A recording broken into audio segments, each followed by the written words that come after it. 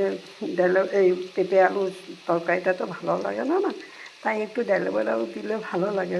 আর এমনিও পেঁপে আলু তরকারিতে একটু ডালে বড়া পড়লে খুব ভালো লাগে, মসুর ডালের বড়া। তো তাই আমি ভাবছি আজকে একটু বানিয়ে নিই। তো এই যে এখন তোমার জিরার গুঁড়ো দিলাম, এই যে জিরার গুঁড়ো।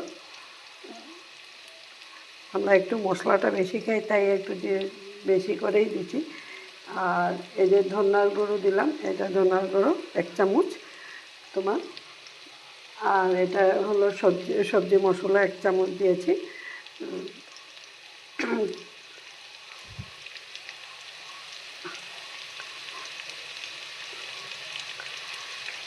আর রং হওয়ার জন্য একটু কাশ্মীরি মরিচ দিয়েছি তোমার। আর এটার মধ্যে একটু কাঁচা লঙ্কা দেব।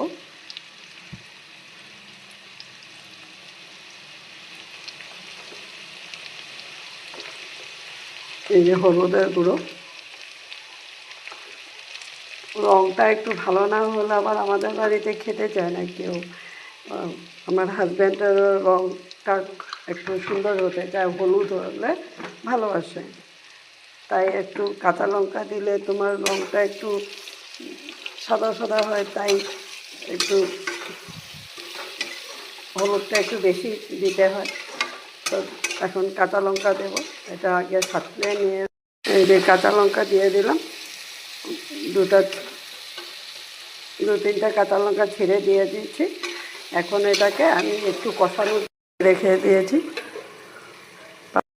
সাতলানো হয়ে গেছে। এখন এই যে জল দিয়ে দিচ্ছি।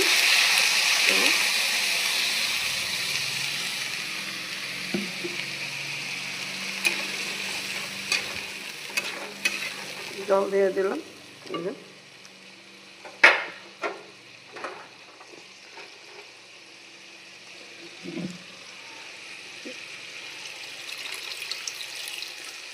একটু জলটা বেশি না, সবজিটা হয়ে গেছে।